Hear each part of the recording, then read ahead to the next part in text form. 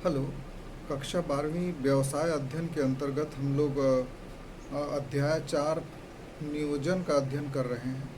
और पिछले वीडियो में हम लोगों ने नियोजन के अर्थ को देखा था, परिभाषाएं देखी थी और उसके एक श्रेष्ठ नियोजन के जो लक्षण होते हैं उसको भी हम लोगों ने देखा था।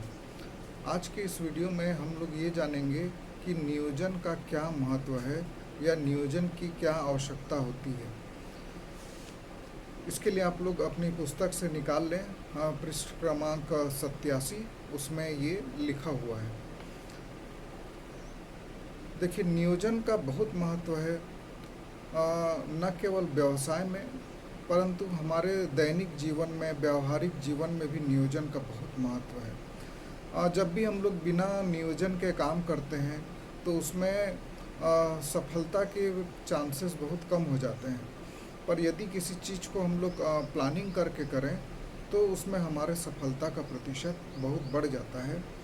यहाँ तक कि आप लोग जो परीक्षा की तैयारी करते हैं उसको भी यदि आप नियोजन के आधार पर करें, समयबद्ध और चरणबद्ध तरीके से करें तो आपको सफलता मिलने की गुंजाइश बहुत ज़्यादा बढ़ जाती है। तो इसीलिए चाहे व्यवसाय हो या सामान्य जीवन, चाहे धर्म हो या राजनीति, किसी में भी नियोजन के महत्व को नहीं नकारा जा सकता। और सत्य तो ये है कि बिना नियोजन के कोई भी कार्य थोड़ा अधूरा जैसे लगता है। जैसे कि बिना नक्शा बनाए यदि हम किसी भवन का निर्माण करें तो वो उतने अच्छे तरीके से सिस्टमेटिक नहीं बन पाएगा।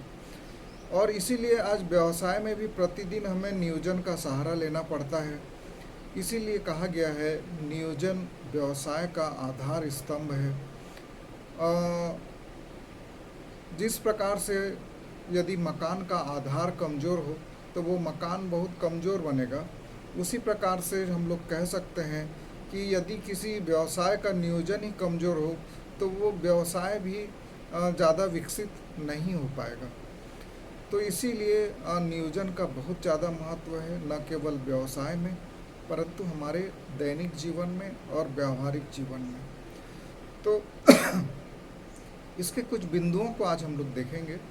सबसे पहला जो महत्व है वो है प्रबंधकीय कार्यों का आधार। एक प्रबंध के अंतर्गत अनेक कार्य किए जाते हैं, जैसे कि संगठन, नियंत्रण, समन्वय, निर्णयन, अभिप्रेरण। दूसरे पार्ट में हम लोगों ने देखा था इसको प्रबंध के कार्यों के अंतर्गत। और ये सभी कार्य को कैसे पूर्ण करना है इसके लिए एक योजना बनाई जाती है और इसके साथ ही साथ विभिन्न नीतियों और कार्य विधियों को कैसे लागू किया जाए ताकि हम लोग अपने लक्ष्य को प्राप्त करने, इसलिए एक योजना अवश्य बना ली जाती है। तो इसलिए हम लोग ये कह सकते हैं कि जो नियोजन है वो प्रबंध के अन्य कार्यों का आधार होता है, इसीलिए नियोजन बहुत आवश्यक है। दूसरा जो महत्व है कि नियोजन से भावी अनिश्चितता दूर होती है। बिना नियोजन के भविष्य के कार्यों में अनिश्चितता बनी रहती है कि कैसे करना है, क्या करना है, कब करना है। और इस अनिश्चितता से बचने के लिए नियोजन बहुत आवश्यक होता है।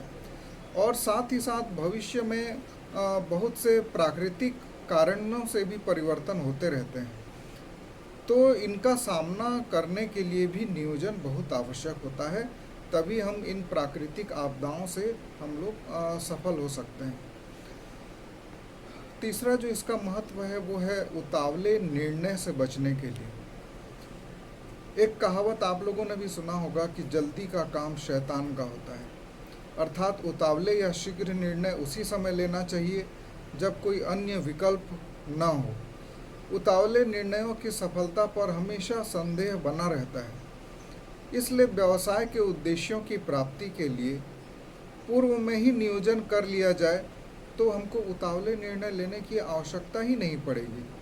और इसीलिए कहा भी जाता है कि नियोजन के माध्यम से उतावले निर्णय और अटकलबाजी कार्यों की प्रकृति को समाप्त किया जा सकता है।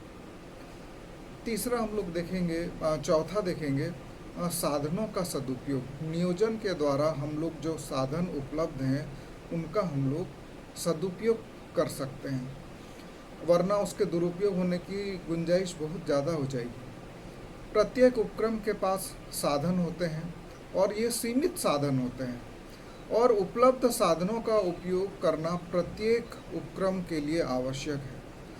और इस हेतु नियोजन के अंतर्गत विभिन्न आंकड़ों, प्रवृत्तियों के द्वारा भविष्य की घटनाओं का अनुमान लगाया जाता है, ताकि लक्ष्य को आसानी से प्राप्त किया जा सके।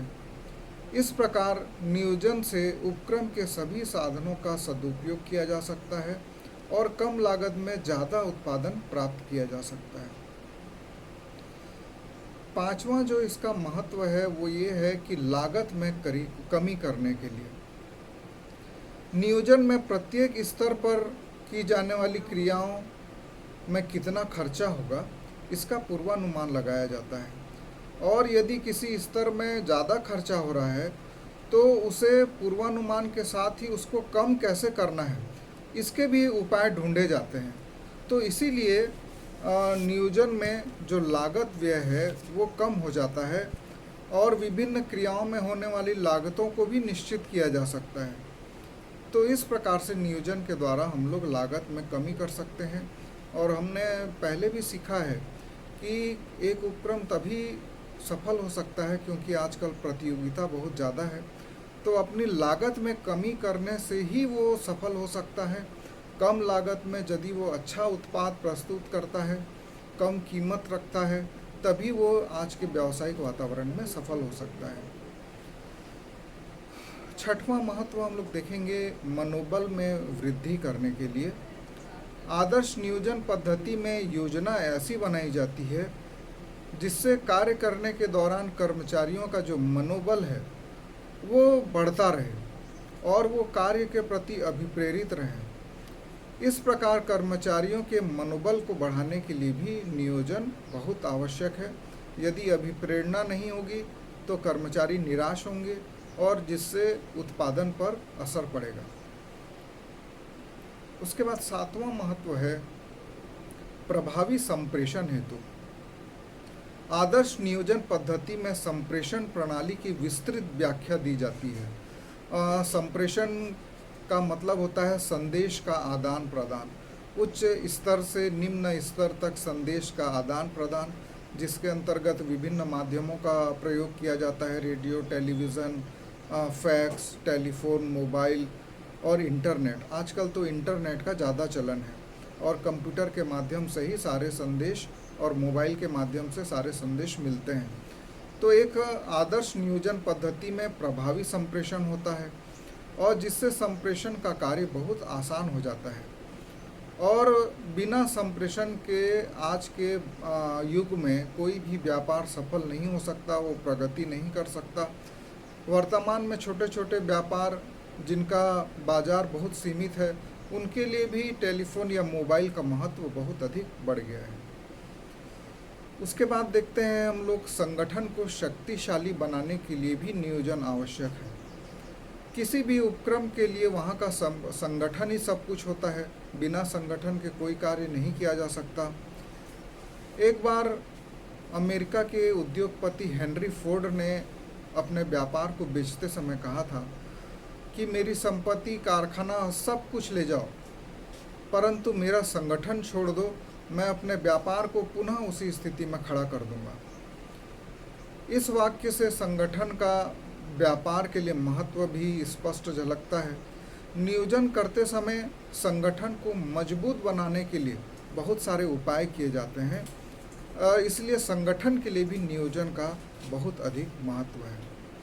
उसके पश्चात प्रभावी नियंत्रण हेतु भी नियोजन बहुत आवश्यक है। प्रभावी नियंत्रण उसी उपक्रम में रह सकता है जहां सभी क्रियाएं निर्बाध गति से चलती हैं। बिना किसी रुकावट के समस्त क्रियाएं उसी उपक्रम में, उसी संस्था में चल सकती हैं जहां की सारे काम नियोजन के द्वारा संचालित होते हों। तो इसका मतलब ये है कि जहां नियोजन नहीं होगा वहां प्रभावी नियंत्रण भी नहीं होगा। जैसे आप लोगों ने हमारी शाला में भी देखा होगा कि हमारे प्राचार्य महोदय पूरा योजना बनाकर कार्य करते हैं और इसीलिए हमारी शाला में श्रेष्ठ नियंत्रण रहता है। उसके बाद निर्णय लेने में भी सुविधा होती है नियोजन के द्वारा। प्रबंध निरंतर निर्णय लेने की प्रक्रिया है। प्रबंध के अंतर्गत निरंतर निर्णय लिए जाते हैं और उपलब्ध साधनों में से सर्वश्रेष्ठ करना ही नियोजन है और नियोजन से निर्णय लेने की प्रक्रिया जो है वो सरल हो जाती है। सर्वश्रेष्ठ उपलब्ध कार्य योजना ही हमारी योजना बन जाती है। इस प्रकार योजना सभी प्रकार के निर्णयों की पूर्वगामिनी होती है। उसके बाद और बहुत सारे हैं जो आपको 10 तक पढ़ना चाहिए। संस्था के सर्वांगीण विकास के लिए भी नियोजन बहुत आवश्यक होता है, जिससे कि लक्ष्य की प्राप्ति बहुत आसानी से हो जाती है। सामाजिक महत्व भी है नियोजन का, क्योंकि मनुष्य एक सामाजिक प्राणी है और यदि अच्छा उत्पाद बनेगा तो ग्राहकों तक वो पहुंचेगा, कम लागत में पहुंचेगा तो उपभोक्ता को फ़ायदा होगा और जब उपभोक्ता को फ़ायदा होगा तो समाज को भी फ़ायदा होगा। नियोजन का राष्ट्रीय महत्व भी है, क्योंकि जितने भी कार्य हैं, सरकारी नीतियां हैं, योजनाएं हैं, वो सब नियोजन पर आधारित होती हैं। और जितनी भी देश की बड़ी बड़ी समस्याएं हैं, अशिक्षा है, बेरोजगारी है, चिकित्सा व्यवस्था है, रक्षा नीति है, ये सारी चीज़ें जो हैं योजना बनाकर ही की जाती हैं। इसीलिए राष्ट्रीय महत्व में भी देखा जाए तो नियोजन का बहुत ज़्यादा महत्व है। शैक्षणिक संस्थानों के लिए भी नियोजन का बहुत महत्व है। कक्षा 12वीं को 11वीं को क्या शिक्षा देनी है, ये हमारा जो शिक्षा मंडल है वो तैयार करता है। पाठ्यक्रम निर्धारित किया जाता है। टीचर भी पाठ की योजना बनाते हैं। जो शाला प्रशासन है वो भी समय सारणी बनाता है, परीक्षाओं की व्यवस्था करता है, कौन से शिक्षक कौन से कालखंड में किस कक्षा में जाएगा, ये सब तय किया जाता है।